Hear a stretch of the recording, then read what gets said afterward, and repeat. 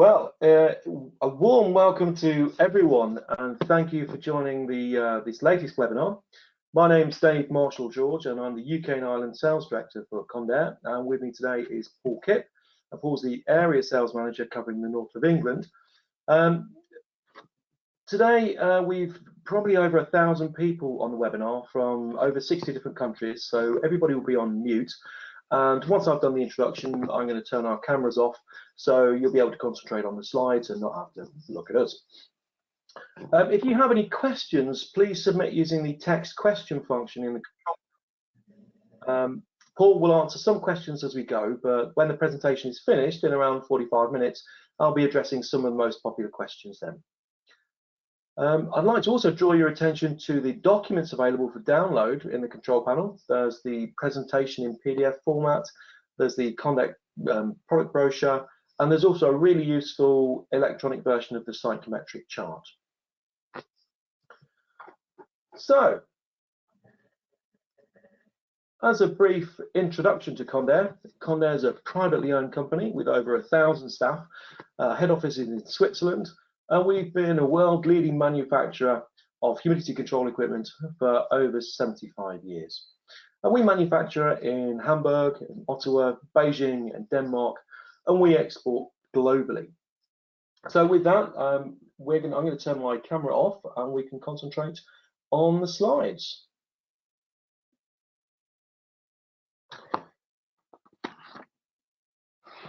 So our learning objectives for today are, firstly, we're going to look at what a clean room's humidity needs. And then we're going to look at humidity's relationship with temperature and how to accurately raise humidity and look at how we lower humidity accurately. And then we're going to look at some energy considerations at the end of the presentation. So, what are the clean room's humidity needs? Well, we can roughly split this into 4 categories. Firstly, the moisture equilibrium. And we're not so much talking about the moisture in the air here, we're talking about the equilibrium in the product. Now, that could be a pharmaceutical, or it could be anything that we're producing that has a moisture content that we want to maintain. To maintain that water content in a product, we have to have the appropriate relative humidity to maintain the moisture content. If the relative humidity is too low, then moisture will be more ready to leave a product and can have an adverse effect on the product. Whereas if the relative humidity is too high, we could have a moisture entering the product. So maintaining the equilibrium relative humidity is critical for maintaining product quality. Next is preventing static buildup. Well, it's not much well understood how the relationship between static and humidification is, but I'll give it a go in explaining it. Well, static is caused by an imbalance of electrons between 2 objects, often occurring when we get contact and separation between 2 materials.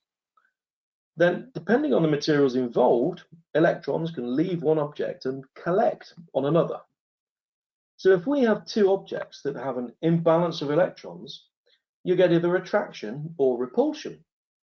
So if we've got a conveyor with product on it, and we've got a negatively charged product coming into contact with a negatively charged item, then we'll get repulsion.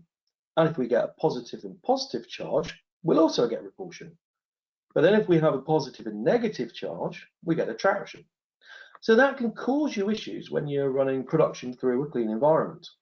So we prevent that by increasing the relative humidity over the static threshold in the clean room to a point where the imbalance of electrons can be distributed through the moisture molecules in the air. And that air then dissipates the static charge. We also may want to ensure that there's no possibility of a static discharge. So again, dissipating that imbalance of electrons through the air reduces that potential for a spark to be a source of ignition. Incredibly important if we're in an environment where we have explosive materials or explosive fumes. We may also want to prevent a reaction that could happen with either low humidity or high humidity. But we may also require a clean room to remain within a tolerance for testing purposes, and typically that will be defined by the scope of the test. So there are lots of industries using clean rooms, and it could be a university laboratory where we've got research facilities. It could be for pharmaceutical production or testing. It could be a myriad of reasons why we're using those clean rooms. Again, it could be pharmaceutical production, and again, we may be maintaining the moisture content of other products and ensuring that static isn't interfering with the production. Let's say, for example, we have a series of blister packs that are being filled by dropping tablets into them. If we have a negatively charged conveyor contacting a negatively charged packet, then we could get repulsion, and that can cause you problems when you're dropping tablets into the packaging because the packaging may not line up with the dropper. And again, we may want to maintain the equilibrium relative humidity of a product to ensure that it forms correctly and any coatings are correct. And of course, to make sure there's no reaction between a product and packaging.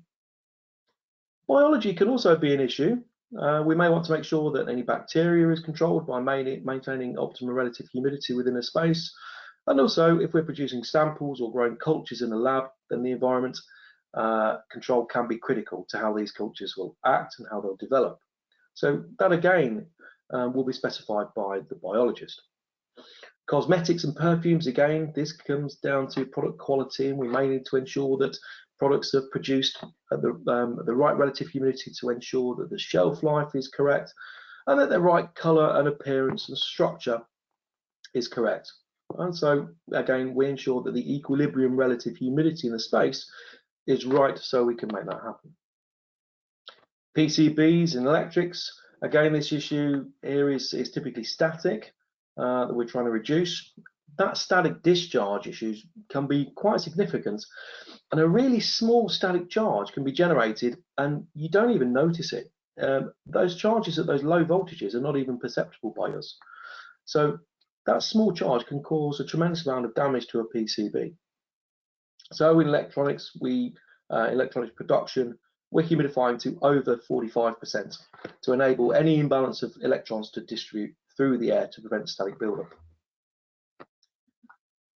With semiconductor manufacturing, again, we don't want static, but we also want glues to dry and cure at the correct rate. And so when we're putting the semiconductors on the bed, then it's critical that the relative humidity is right for that manufacturing process. Lithium battery production is a good example of where we want a low relative humidity because we have the potential for reaction with moisture and lithium, and this can be explosive. So generally, moisture content in these applications has to be ultra low at around 3% RH. Food production, where we're maintaining the quality of food and the appearance and the shelf life by maintaining that equilibrium relative humidity, making sure that the product doesn't take on any moisture and doesn't emit any moisture is critical. So maintaining that equilibrium relative humidity is essential for maintaining quality. Another unusual application is medical cannabis, and here's a good example of where we may want a varied condition in the clean room because the plant will require different conditions at different stages of its plant development. While it's developing its roots, it will require a certain level of relative humidity and temperature. During its primary stem development, it will have a different level of relative humidity and temperature. And then when the primary leaves and the secondary leaves are producing, we'll have a third different level of relative humidity and temperature. So sometimes it's important to build in flexibility into the design of the clean room. So what are the humidity needs of a clean room? Well, here are some good examples. On the right-hand side is a humidifier, in this case a resistance heater humidifier, and we'll talk about that in some detail shortly. On the left is a desiccant dehumidifier, very common that you'll see these in a clean room. But one of the issues that we have in the clean room environment is to control particulate matter. So we don't want the machinery that we're going to put in the clean room or come into contact with the clean room to have the potential for any particular carryover. Now, with a steam humidifier, you're producing atmospheric pressure steam. We know that we're in a good clean steam environment because all the minerals get left behind in the humidifier. So we're just putting steam and atmospheric pressure into the space. So very, very minimal, almost imperceptible risk of particulates. And also, typically, the steam is being put into an air handling unit before the HEPA filter. With a dehumidifier, typically we're taking air from the space and putting it through the dehumidifier. So it's already coming from a clean environment. But we're then drying it and putting it back into the space. As we're taking it from the clean environment, the only risk of any particulate is that what could come from the silica rotor. And also we've typically got a filter on the outlet side of the dehumidifier. So there's very small risk of any particulate coming from that. We have to make sure that the balance between the regeneration air and the supplied air is controlled to ensure that there's no bypass happening between those two airflows. But this is all set up during commissioning because obviously we don't want fresh air that's unfiltered coming into the clean room. We also need to ensure that we have consistency of control, making sure that the clean room is operating consistently and to ensure that we don't have any downtime due to our lack of control or other situations. That could be anything from routines within the machinery to maintenance issues. We also need to consider the accuracy of control that the client requires in the clean room. So the type of equipment that's employed will have a bearing on what's achievable, and we may need to consider the flexibility that experience may start at one condition and then in 2 years' time, when that study or that production run is finished, they may need a different environment. So again, building in a bit of flexibility in the design and the controllability of the equipment is essential to be able to meet that degree of flexibility. So next, we're going to look at humidity's relationship with temperature. So on this slide, you can see we've got a blue dot, and that blue dot represents 5 grams of water vapor in 1 cubic meter of air at 2 degrees C. So at 2 degrees C, 1 cubic meter of air with 5 grams of water in the air the air is completely saturated. It can't hold any more water. But let's say we increase that air temperature to 10 degrees C. Well, the air is expanded now, so it can hold more water. But we haven't put any moisture in, and we haven't taken any moisture out. So the percentage saturation has now fallen from 100% to 50% saturated. So I can hold 50% more water. So what's effectively happening is the air is getting drier. So let's take that on a stage further and now heat the air up to 20 degrees C. Again, our blue dot represents the absolute humidity, so the amount of water that is in the air. Now, the air has increased its temperature to 20 degrees C. We can see that the percentage saturation has fallen to 25%. We can hold 75% more moisture.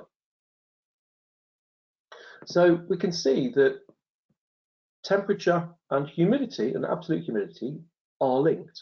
So if we have cold saturated air and we heat it up for the clean room, we put it through a heater, we know that the relative humidity is going to be a lot lower.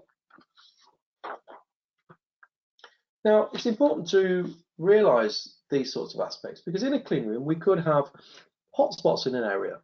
We could have hotspots around machinery, we could have a hotspot around people, it could be around a PC, it could be around anywhere where we've got a source of sensible heat that's going to have an effect on relative humidity.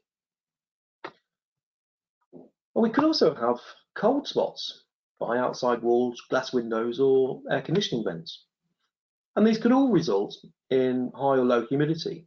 So we have to be aware of these things when we're looking at the profile of the room to ensure that we've got sufficient air going through the clean room, so it's going to handle these issues, or we need to design around it to ensure that we're giving correct relative humidity at the critical point of the process. Temperature not only impacts the humidity across a room's profile, but can also create a microclimate next to a material surface. It's important to be aware of this when dealing with hygroscopic items that are either colder or warmer than the ambient air.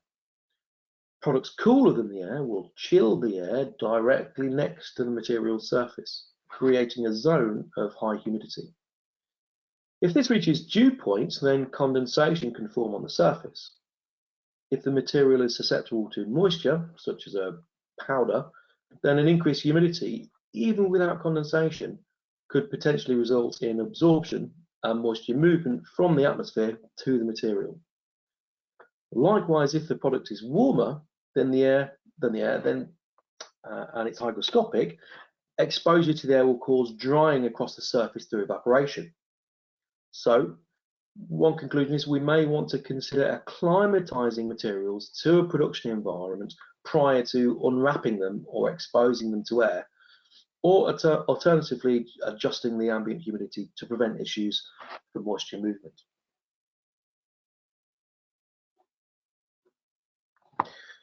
So now we're going to look at how to accurately increase relative humidity.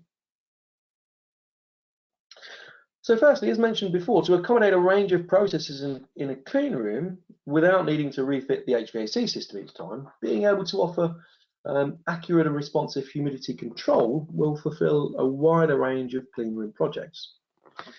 Well, typically, there are three types of control for a humidifier: on-off, stage control, and fully modulating.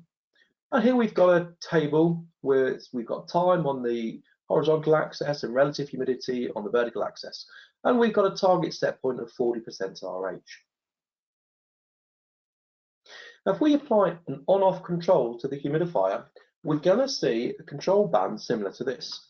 As we get a demand signal, the humidifier will heat up, will start producing steam, and then as soon as we cross the set point, the humidifier will turn off, but there will be residual heat in the chamber, so we won't get an immediate switch off.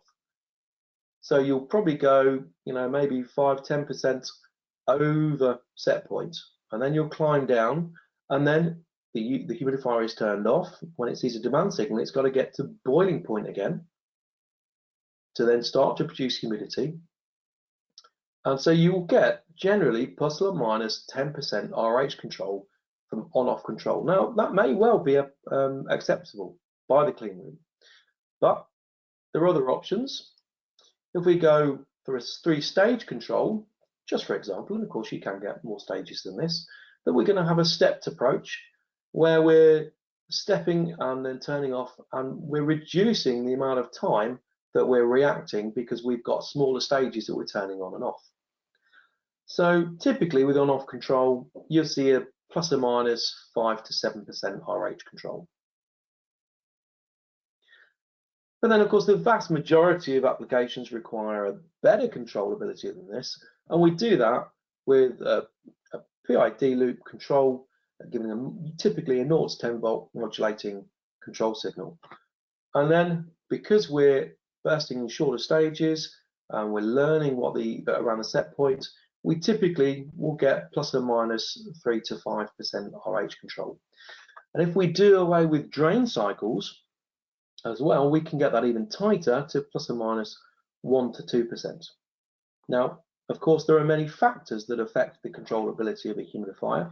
That could be stability of temperature, it could be air volume, it could be velocity. There are many factors that will affect that. And of course, you're interreliant on all the other HVAC aspects of the clean room to ensure that that control is completely steady. Next, we're going to look at 4 types of humidifier that offer this fully modulating performance. Now, here we see a resistive heater humidifier, and here we can see one with a cutaway on our stainless steel chamber, our boiling chamber, and inside you can see a series of heating elements. So when the unit gets a demand signal, and typically it's a 0 to 10 volt control signal or a 4 to 20 milliamp control signal, whichever control signal you're running, then this system will pulse electric power to these heating elements at a rate relative to the control signal. And it will modulate from 0 to 100% of its output. Now, because we've got that modulation, we've got that fast change in switching, then we get plus or minus 5% control out of a standard unit. But as we're producing steam at atmospheric pressure and sending that off into the duct or the HVAC system, we're leaving behind minerals from the water. So the system has to manage that.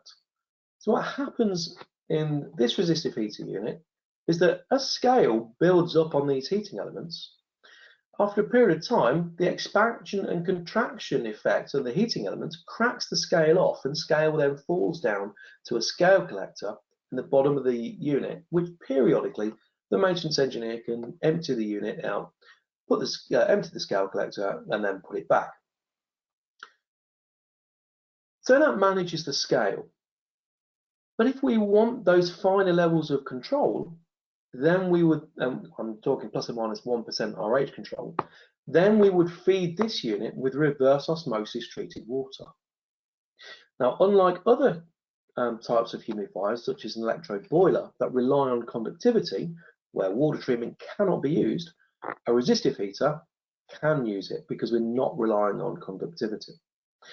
So if I feed this with RO water, I don't have to do any collective drains,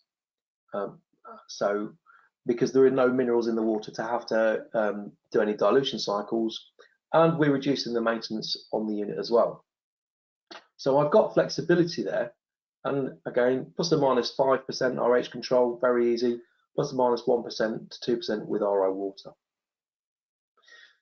We have a wide range of outputs for these types of units. They start at 5 and go up to 140 kilos an hour for standard systems. And again, really important for clean rooms, fast response. So we're responding to changes in ambience and changes within the clean room because we've got that fully modulation from 0 to 100%. Typically, they're fitted in air handling units, but if you've got a clean room where there's no air handling unit and we've just got, let's say, split air conditioning, or a small amount of tempered fresh air going into the unit and no huge amount of recirculation, then you can have the humidifier mounted in the space and have a fan blower on top of the unit and blow steam directly into the space. So it's a pretty contained package, it's easy to install and it's easy to retrofit. But we're using electricity to produce steam. And for every 100 kilograms of steam we're producing, it's typically 75 kilowatts of electrical energy that you're going to be using.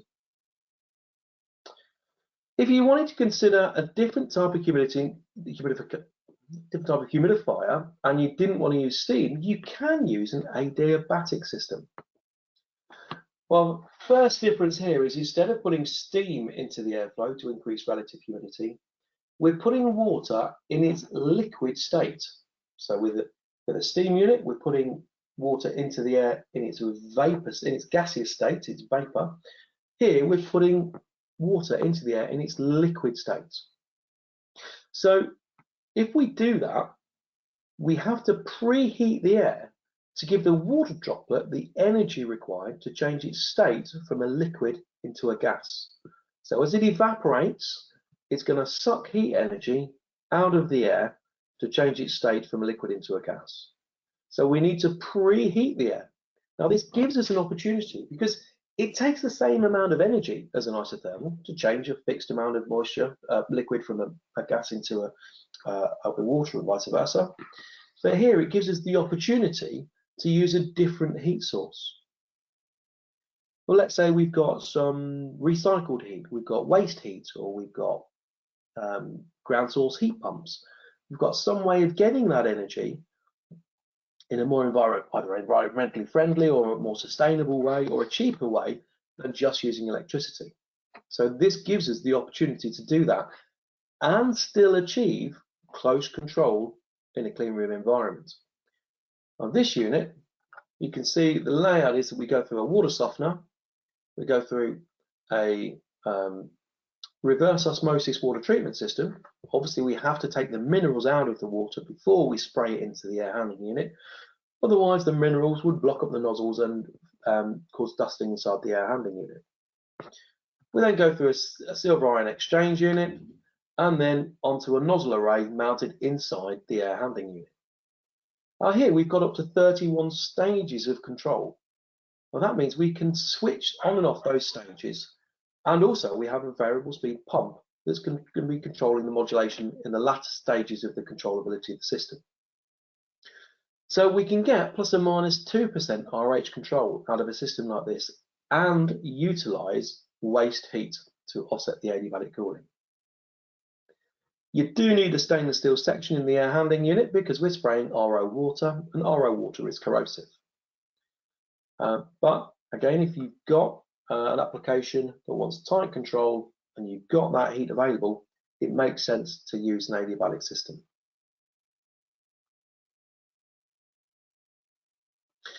There are other types of humidifiers as well. This is an ultrasonic humidifier, and here we have a series of oscillating discs that are immersed in a tank of water.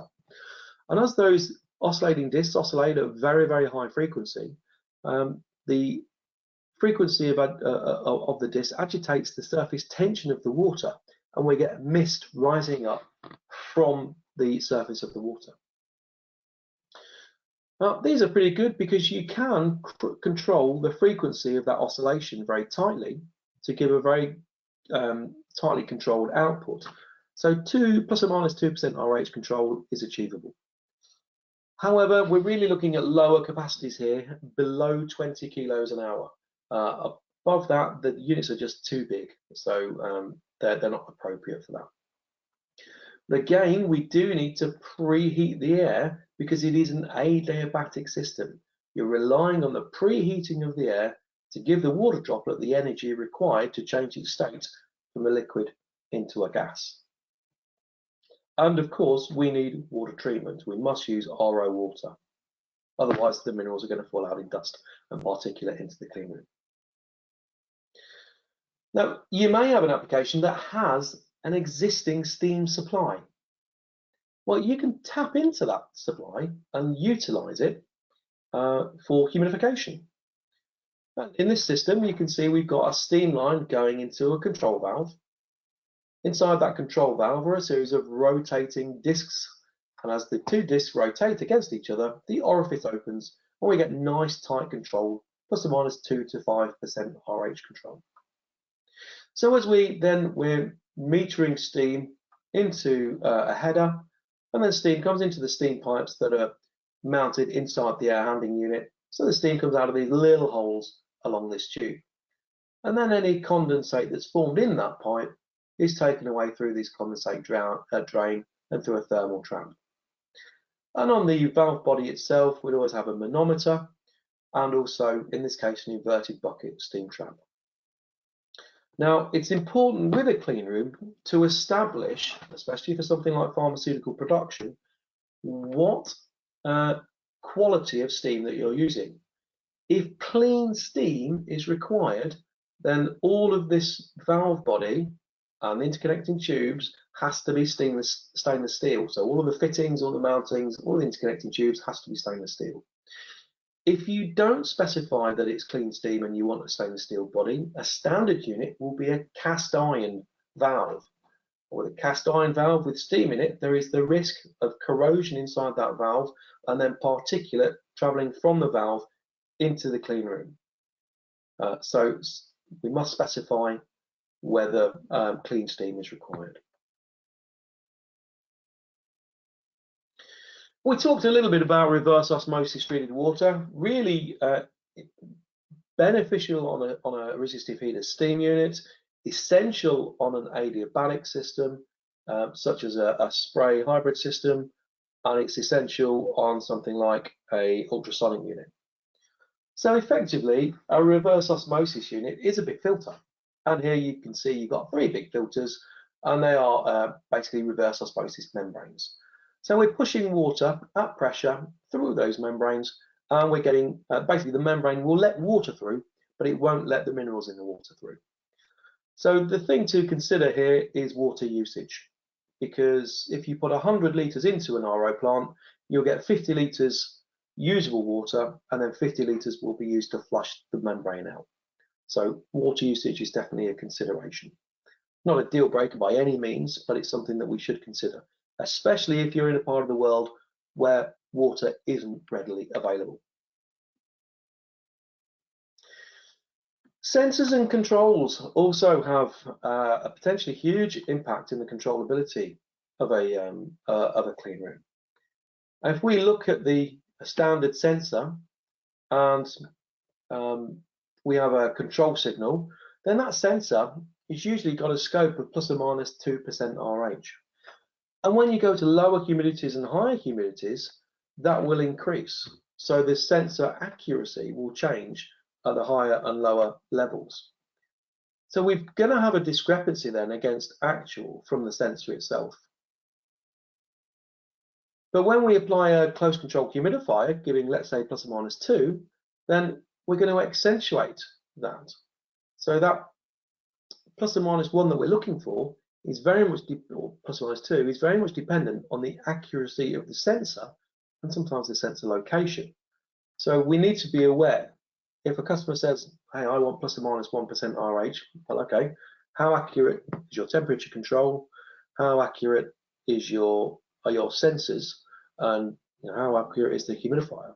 So all of these things need to be considered in relation to each other. Another consideration for steam applications where we're using either atmospheric pressure steam or live steam is the absorption distance. So this is the steam absorption distance. So here we've got a cutaway of an air handling unit or a duct, and here's a steam lance where we've got steam coming out of it. Now there's the distance required for the steam to mix with the air before it meets any obstruction. And we calculate that and we call that the absorption distance. But it becomes uber critical in a clean room application if we're putting the steam lance in the last section before the filter in the for the clean room AHU, because typically we'll have a HEPA filter there, so it'll be a high performance filter. And a HEPA filter, we can go up to requiring 2.5 times standard absorption distance. So establishing what is the last thing in the air handling unit after the steam lance is critical to ensuring that we don't run into problems such as wetting out in the duct. So a standard steam lance with a standard filter, we may have an absorption of, let's say, 1.2 meters. If we've got a HEPA filter there, perhaps for a slightly lower temperature, we could be going up to 2.5 or 3 meters. So it can make a huge difference in the air handling unit specification and plant room size. So it needs to be established at the point of design what that section length is.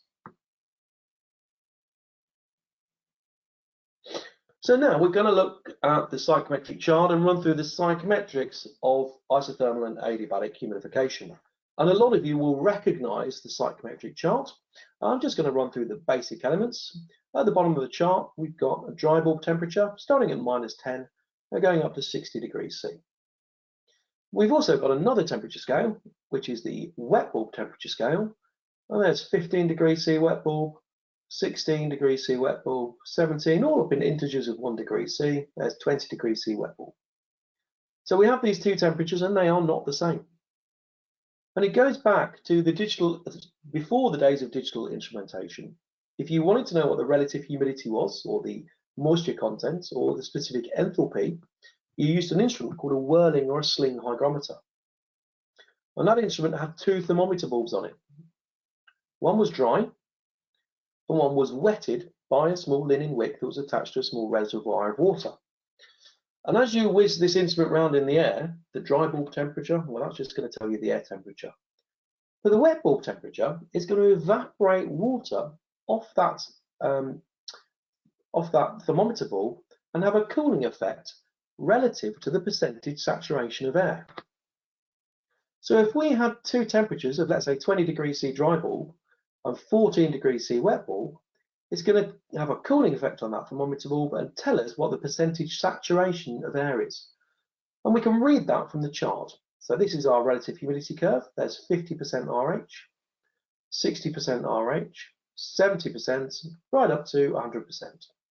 So at 20 degrees C dry bulb, 14 degrees C wet bulb, with 50% RH. We can also tell what the absolute moisture content is as well, just by reading it from the side of the chart. In this case, we're 0.0074 kilograms per kilogram of dry air. We can also look up the specific volume of air. So it's about a 70-degree angle down the chart. There's 0.85, 0.86, 0.87 meters cubed per kilogram. So at 20 degrees C dry bulb, 14 degrees C wet bulb, 50% RH, I'm 0.84 meters cubed per kilogram. And then the last thing we need to know is what's the specific enthalpy. And we plot that simply by drawing a line from this scale, intersecting our condition to the bottom scale, where the value of the bottom scale and the top scale is the same, will tell us the specific enthalpy. And it's also a line of process, which we're going to need when we plot an adiabatic humidification and a desiccant dehumidification application on the chart. But firstly, we're going to plot an isothermal humidification application. So where we start is, well, let's say with -6 saturate, very common design start condition. We warm the air up to 21 degrees C. So that's an increase in 27 degrees C in dry bulb temperature. But the relative humidity is decreased by 85%. So I've got to humidify up to my set point of 50% RH. So the beauty of the site chart is it's going to tell us the moisture addition required for that process to happen. So very simple, we heat the air up and then we add the steam at atmospheric pressure. Now you'll notice that this is called isothermal humidification. Now that means that we're using steam at atmospheric pressure, but there is no change in temperature. And you can see that on the chart, there's no change in dry bulb temperature. Well, I have to say it's not strictly true. Typically with an isothermal application, you will get an increase in temperature of 0.5 to 0.75 of a degree. You'll get a small amount of temperature rise from the steam and a small amount of temperature rise from the steam lance. So we need to take that into consideration. But let's say we didn't want to use an electric steam humidifier, we wanted to use an adiabatic system because we got waste heat. Well, then we'd be plotting out differently. If we were plotting out an adiabatic system, we have the same start point and the same end point, but now I have to preheat the air to offset the adiabatic cooling that we're going to happen when we humidify. So in this case, I need to preheat to 34 degrees C and then spray water into the air and let it evaporate. Again, we're following this line of enthalpy now to get us to the point where we are at our set point. If we just heated up to 21 degrees C and then sprayed water, we would follow the line of enthalpy, and hey, before we got to the moisture content that we require, we'd be saturated and we'd be 12 degrees C colder than we need to be. So we need to preheat the air to offset that adiabatic cooling. And again, if we have waste heat or ground source heat pumps, some way of getting that heat energy, then this is a real advantage to us. Load calculations are reasonably straightforward. First thing we want to know is, well, how much air are we talking about? And we size humidifiers on the volume of outside air. We want to know the external ambient and the internal design condition, and then we'll calculate the difference in absolute moisture content between those two conditions. And then we'll need to know the specific volume at the critical point of the process. So there's a pretty straightforward calculation. We take the outside air volume, we multiply it by the moisture difference, multiply that by seconds per hour, and divide it by the specific volume. So nice straightforward calculation. 1 meters cubed per second times 0.0056 kilograms per kilogram times 3,600 seconds divided by the specific volume. This gives us a pretty good rule of thumb because the answer is 24. So for every 1 metre cubed of fresh air you have, standard UK conditions are looking for standard internal 2150, 24 kilos an hour.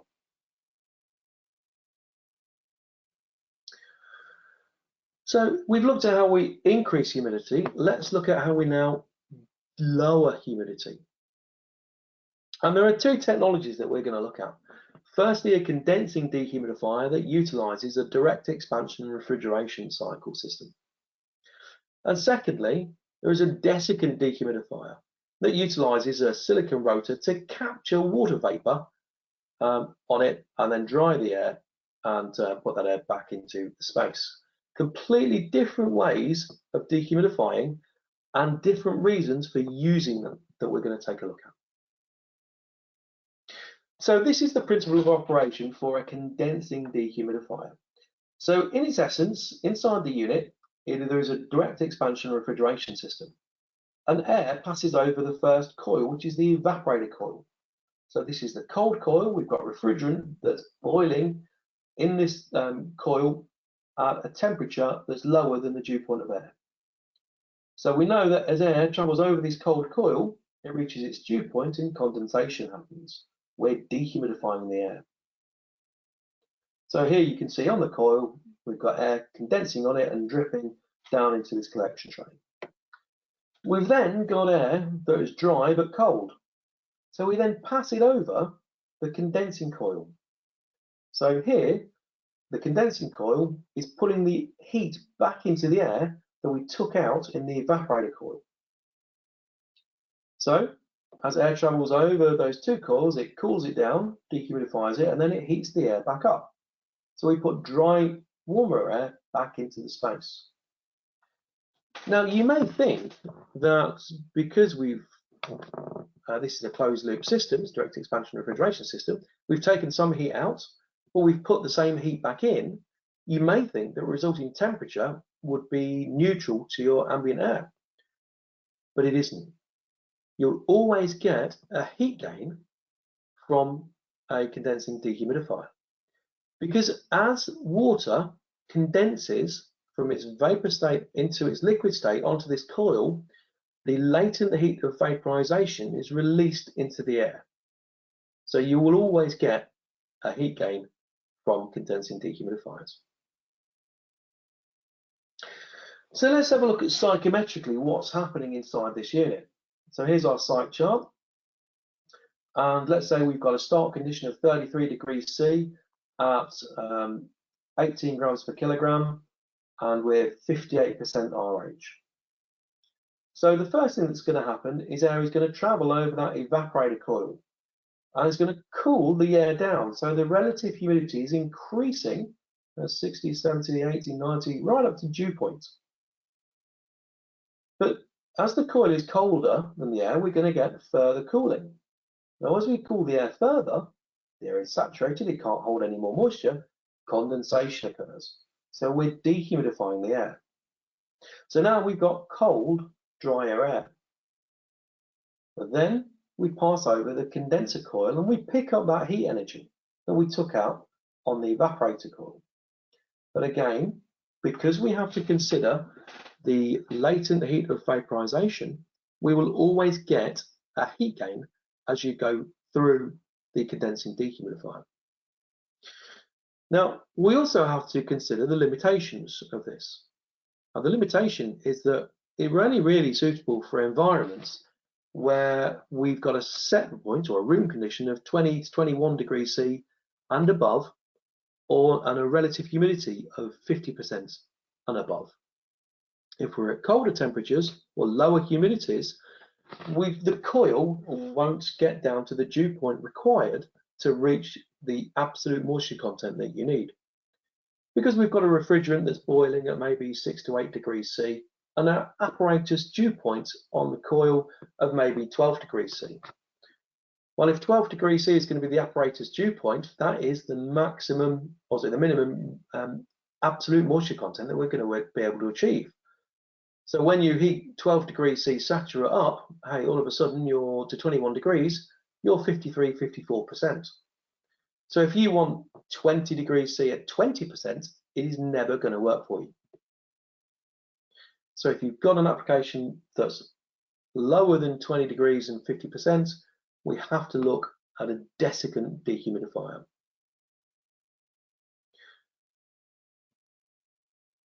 But installation of condensing dehumidifiers, there's lots of options. You can have them standing alone in the clean room. You can have them ducted, and again, you can see here the air is going to travel over the evaporator coil, over the condensing coil, and then be distributed into the space.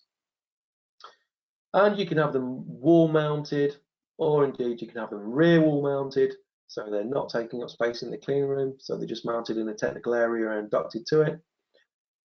Or you can have a ceiling mounted unit, and again that is in a technical area away from the dehumidifier, away from the clean room. So there's lots of options there for where we mount the condensing dehumidifier.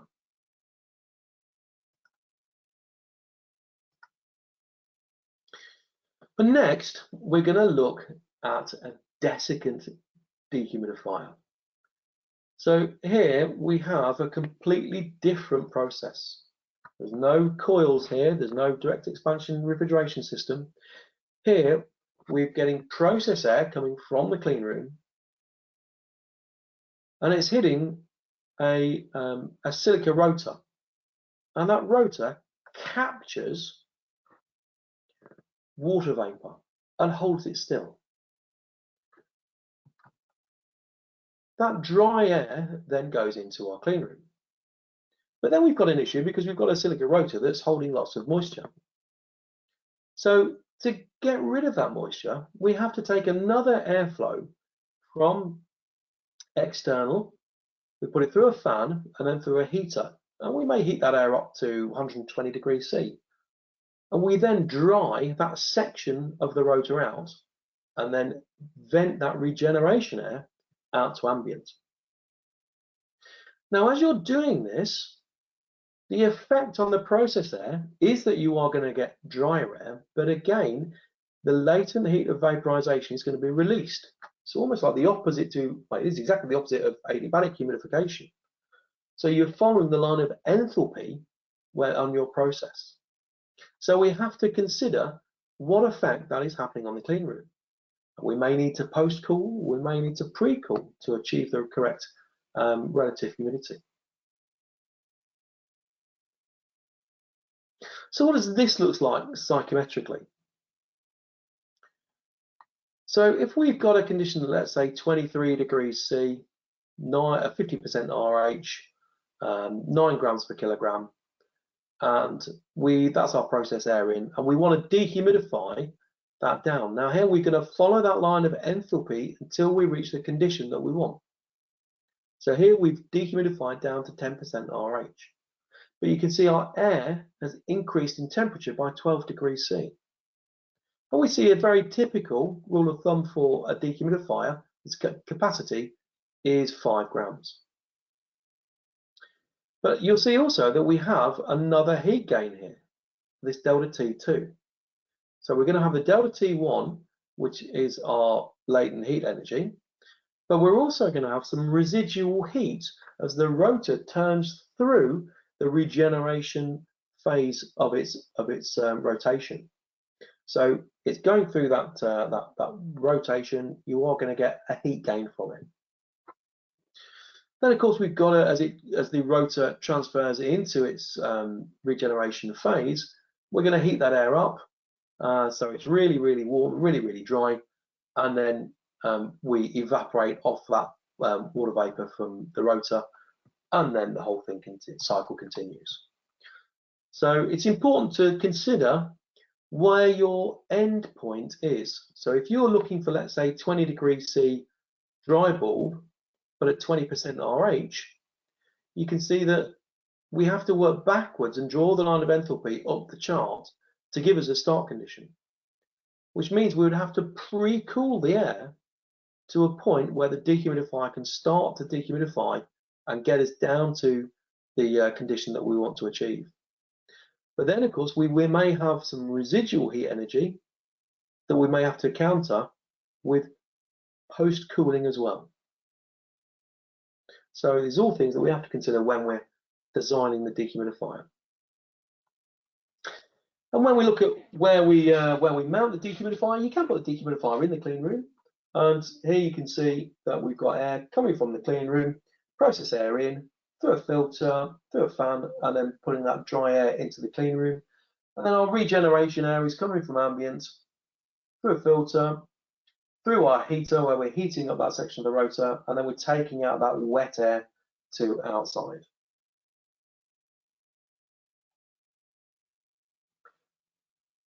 Alternatively, we can put the dehumidifier outside the clean room, and the advantage here, of course, that we're not taking up space in the clean room, and we're taking air out of the clean room, putting it through the desiccant dryer and then putting it back, and then regeneration air is coming in, being heated up, drying the rotor, and then taking that wet air out. So again, if space is an issue, then that is an advantage. If we've got low temperature applications, we need to consider things like insulating this duct to prevent condensation, and we'll need waterproof PTC heaters in low temperature applications. So again, the conditions in the clean room will also dictate some of these factors. Another applications, you could have a process application where you're taking fresh air from an air handling unit, either cooling it and heating it, and then putting it through the dehumidifier and sending that to process. And again, we may have to post-cool or post-heat. And then regeneration air is taken from outside and then heated up and regenerating the wheel and taking that wet air out. But you can also get processes where you're using a bypass application. If we have a large air volume, but a small amount of moisture removal required, then we may not need to dehumidify the total quantity of air. We could just take a small amount of that air and dehumidify and over dehumidify it and then mix it back with the supply air. And that does two things. It reduces the size of the dehumidifier, so the capital cost is reduced, but also it reduces the energy that's used in your heater battery. So again, if the application is right, large air volume, small moisture removal, we can utilize a bypass system. Sizing a dehumidifier is very similar to sizing a humidifier. We want to know the outside air conditions, the room set point, the moisture difference, and the air volume or room volume that we're looking at, and the specific volume, again, at the critical point of the process. So our duty is moisture difference times by air volume times by 3600 divided by the specific volume. Again, exactly the same as doing a humidifier selection.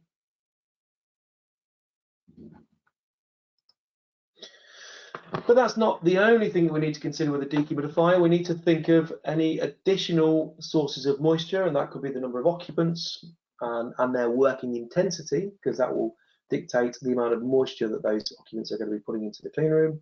And there may be other moisture loads like open water surfaces or moisture released from products going through a process.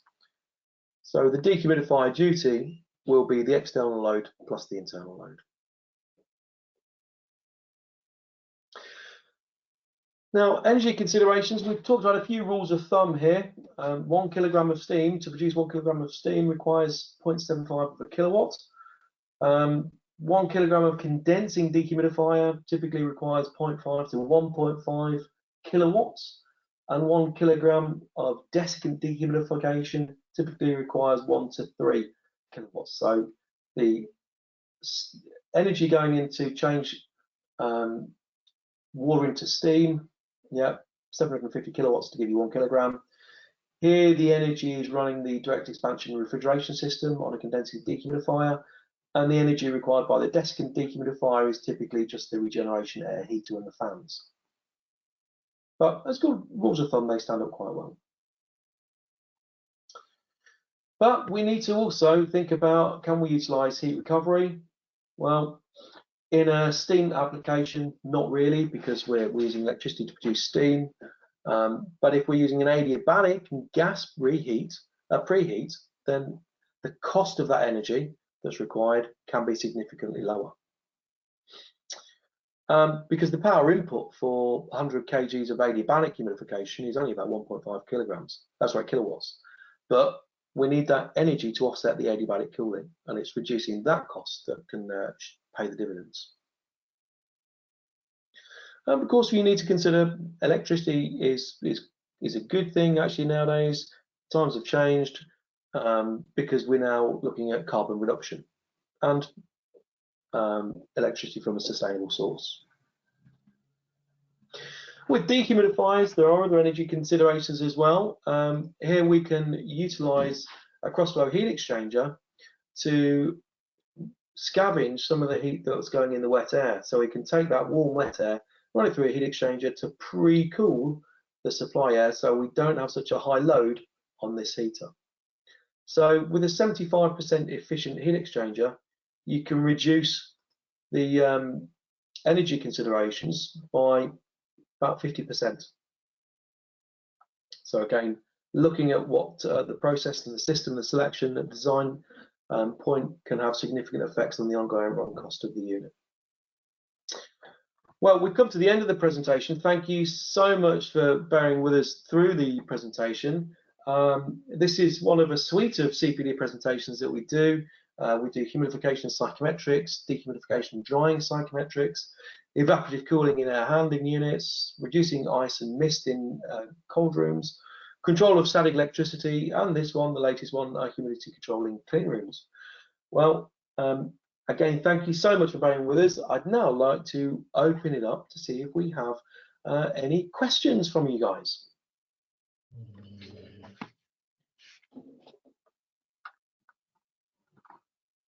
Hi, Dave.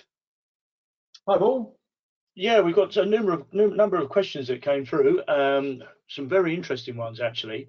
Unfortunately, we may have to go back to some of them because we have had quite a few coming through. But some questions that we have had. One of the instances, in a clean room environment, is it possible to have a direct in-room spray system? That's a really good question. And in short, the answer is yes, but there are considerations that have to be made. There are considerations in particulates. With an in-room spray system, we're gonna have to have really good water treatment because we've got to take all the minerals out of the water to ensure that no particulates are going into the space. So in this application, water treatment has to go through a water softener. It goes through a reverse osmosis water treatment plant, then a polisher to give it ultra low mineral content. But when we do that, we also have to CO2 dose the system because the water spray will be electrostatically charged, and if it does that, it will cling to the nozzles and we'll get dripping. So if we want to use a spray, and there are various applications where it is a good idea to do that. Let's say you've got an application with a heat gain in the space, but you don't have a large air handling unit to cope with the cooling. You can utilize that heat gain in the space to offset the adiabatic cooling system effect of the spray system. So effectively, you can almost run your humidification system for free. But it's critical that we get the water treatment right before we apply it, before we spray water into that space. Yeah, sure, great. I have another question here. If a HEPA filter is utilized downstream of the humidifier, what impact does that have on the absorption distance? It has a massive effect, and we touched on it when we talked about putting steam into the air handling unit. With a standard absorption distance, you're typically looking at maybe somewhere between 800 and 1200 millimeters. But with a HEPA filter, we can need up to 2.5 times that distance. And of course, there's many things that affect that distance as well. Velocity, air on temperature, number of steam pipes, size of the holes in the steam pipe, how much moisture you're actually putting in there. So all of these things will give us an absorption distance calculation. But if HEPA's filters are in the last thing in the air handling unit after the steam injection lots, then we have to accommodate that by, say, up to 2.5 times absorption distance. So it's uber critical to specify if HEPA filters are the last thing in the air handling unit. Yeah, certainly. And probably finally, because obviously time's going on now, can you explain briefly what is the difference between absolute humidity and relative humidity? I know you touched on it in the seminar. Yeah, absolutely. Yeah. So absolute humidity is the actual amount of moisture in the air. That is the absolute humidity. So at 20 degrees C, dry bulb, 50% RH, the absolute humidity, so the physical amount of moisture in the air, will be 7.4 grams per kilogram. But the relative humidity is the percentage saturation of air at that amount of absolute humidity. So the relative humidity can change if the even if the absolute humidity remains the same, depending on the changing temperature. So if we start with an absolute humidity of 5 grams and we heat the air up by 10 degrees C, the percentage saturation will fall. So it's the amount of air, the amount of water that the air can potentially hold that's going to change the relative humidity as opposed to the absolute humidity. That's great. Obviously, Dave, conscious of time, so maybe that'll be the last one actually. Apologies if we haven't got to your question. What we will do, we've obviously taken note of them and we'll send off an email answer to all of you, because we've had quite a lot of a high input of questions today, which is obviously good to see. Good to see that you're all interested. Fantastic. Again, thank you all so much. I hope you get the downloads. You'll all get a link as well, so you can download a video of the seminar. And again, if you have any applications for humidification, evaporative cooling, or dehumidification, please feel free to contact Paul, myself, anybody within Condair would be delighted to help you. And with that, I thank you again for joining the webinar. I wish you all a pleasant afternoon. Thank you all. Bye-bye.